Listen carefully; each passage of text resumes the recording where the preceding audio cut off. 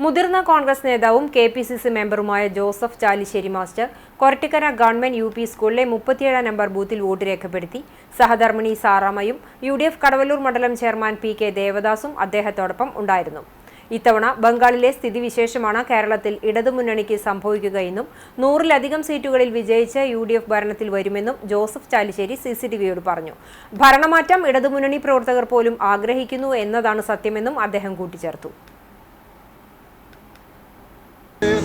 യു.ഡി.എഫിൻ്റെ MLA-മാരാകുമ്പോൾ അതിലൊരാൾ നിർബന്ധമായും കുന്നംകുളം പ്രതിദാനം ചെയ്യുന്ന ശ്രീ P.K. അജയമോഹനായിരിക്കും. ശ്രീ അജയമോഹനുള്ള ജനസ്വീകാര്യത അത്രയും വലുതാണ്. 10 വർഷം CPM-ൻ്റെ നേതൃത്വത്തിൽ നടന്നു വരുന്ന ഈ ഭരണം CPM അനുഭാവികൾക്ക് പോലും അസഹ്യമായി തുടങ്ങി. അവരിപ്പോൾ ഓർക്കുന്നത് വെസ്റ്റ് ബംഗാളിനെ കുറിച്ചാണ്. 32 വർഷക്കാലം ഭരണം നടത്തിയ വെസ്റ്റ് ബംഗാളിൽ CPM നാമാവശേഷമായി. യഥാർത്ഥത്തിൽ അങ്ങനെ ഒരു പ്രസ്ഥാനം തന്നെ വെസ്റ്റ് ബംഗാളില്ല.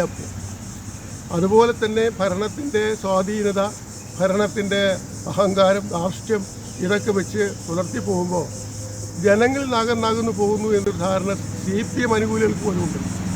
അപ്പോൾ അതുകൊണ്ട് ഈ തെരഞ്ഞെടുപ്പിൽ കോൺഗ്രസ്സിന് വോട്ട് ചെയ്യുന്നവരിൽ എല്ലാ വിഭാഗം ജനങ്ങൾ, കോൺഗ്രസ് മാത്രമല്ല CPM-ൻ്റെയും മറ്റു പാർട്ടികളുടെയും അനുഭാവികൾ കൂടി ഈ തെരഞ്ഞെടുപ്പിൽ യു.ഡി.എഫിനെ ജയിപ്പിക്കാൻ തയ്യാറായി നിൽക്കുന്ന ഒരു സവിശേഷ സാഹചര്യമാണ് നമ്മുടെ സംസ്ഥാനത്തുള്ളത്.